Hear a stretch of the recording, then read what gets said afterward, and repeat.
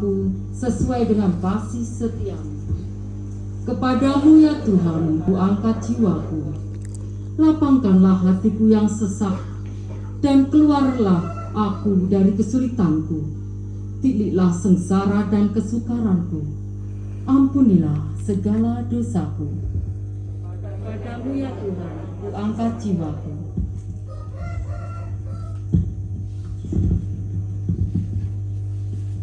Kita bangkit berdiri. Haleluya, haleluya, haleluya, haleluya, haleluya, haleluya.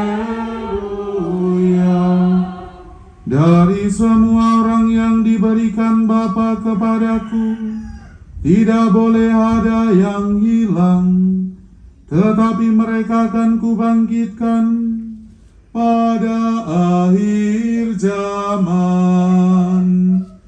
Haleluya, haleluya, haleluya. Tuhan bersamamu. Inilah Injil suci menurut Santo Yohanes. Dimuliakanlah Tuhan.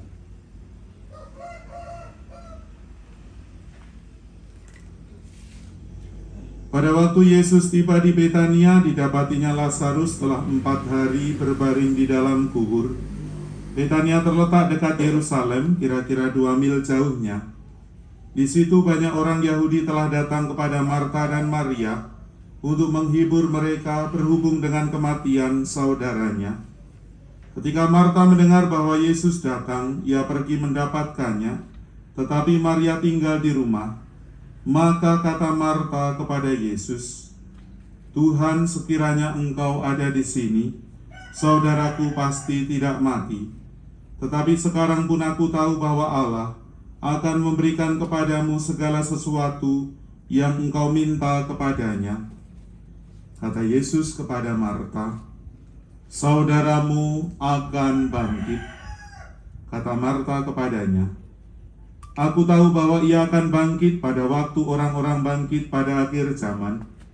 Jawab Yesus, "Akulah kebangkitan dan hidup. Barang siapa percaya kepadaku, ia akan hidup walaupun ia sudah mati. Dan setiap orang yang hidup dan yang percaya kepadaku tidak akan mati selama-lamanya. Percayakah engkau akan hal ini?" Jawab Marta, "Ya Tuhan, aku percaya bahwa Engkaulah Mesias, Anak Allah, Dia yang akan datang ke dalam dunia."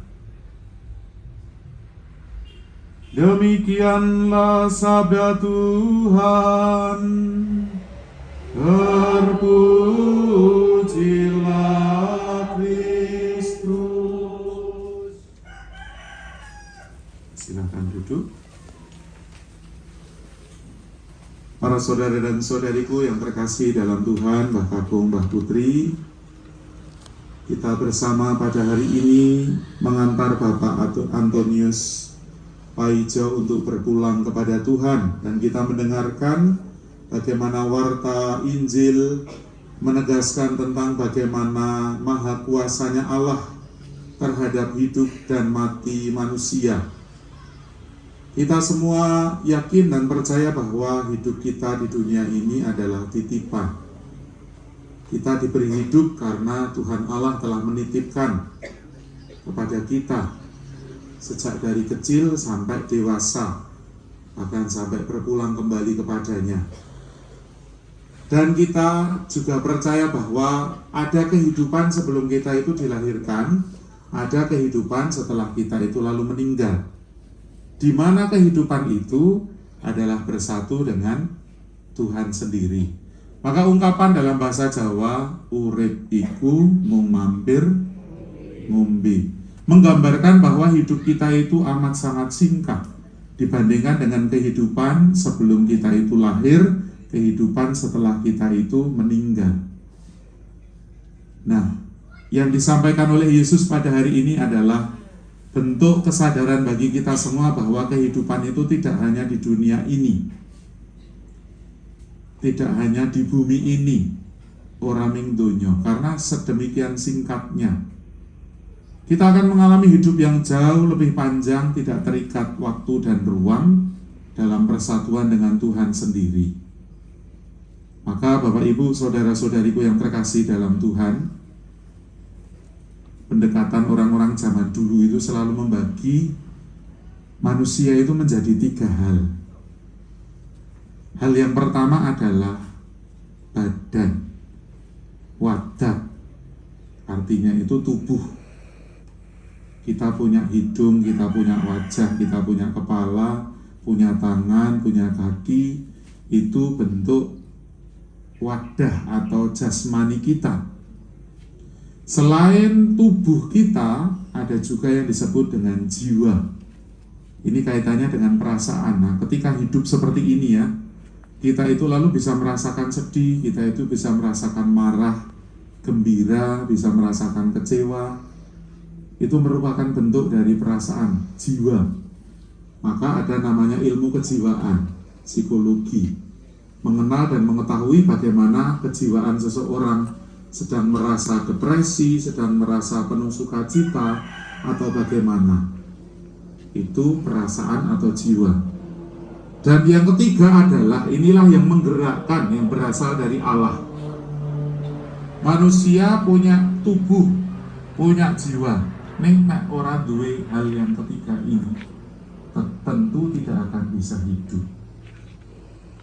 Inilah yang disebut sejak dari zaman dulu oleh para filsuf dengan sebutan roh. Roh inilah yang berasal dari Allah. Roh inilah yang akan kembali kepada Allah juga. Kita yakin dan percaya bahwa Bapak Antonius Paijo saat ini bukan saja tubuhnya tetapi rohnya ini kembali kepada Allah. Tubuh memang akan mati sebagaimana disampaikan oleh Yesus sendiri. Barang siapa percaya kepadaku, ia akan hidup walaupun ia sudah mati. Agak aneh kata-katanya, ia akan hidup walaupun sudah mati. Tubuhnya memang sudah mati, perasaan jiwanya memang sudah mati, tetapi rohnya yang hidup bersama dengan Tuhan. Maka bersama dengan keluarga barangkali kita semua merasa berduka karena tubuh dan jiwanya sudah tidak bisa lagi kita temui, sudah tidak bisa lagi berbicara, sudah tidak bisa lagi merasa sedih, merasa gembira, dan kita tidak bisa melihat ekspresinya, gestur atau gerak tangan kakinya, tetapi kita bisa bersatu dalam roh. Caranya bagaimana bersatu dengan roh? Kalau zaman sekarang itu kita tetap merasa menjadi satu meskipun tempatnya berjauhan. Dari Jogja sampai Jakarta meskipun ada batasan karena jaraknya jauh, ning sakniki awake dhewe iso buka HP, telepon nek pengen krungu suara tok. Nek pengen kali melihat wajahnya nggih video call. Itu komunikasinya itu lewat HP. Sembahyang, doa adalah cara kita berkomunikasi dengan roh. Kaya dene nek isih fisik seperti ini, meskipun jarake atau awake dhewe iso ketemu lewat HP, doa, sembahyang itu menjadi cara kita untuk berjumpa dengan roh siapapun.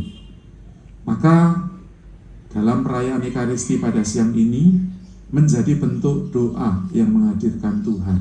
Cara komunikasi kita dengan Bapak Antonius Paijo yang saat ini sudah kembali kepada Tuhan. Kita komunikasikan supaya Tuhan berbelas kasih, menerima beliau di dalam tangan kasih, di dalam kerajaan surga. Mari kita hening sejenak.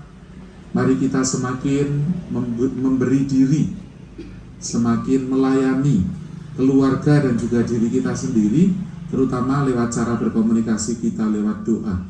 dengan siapapun yang telah meninggal.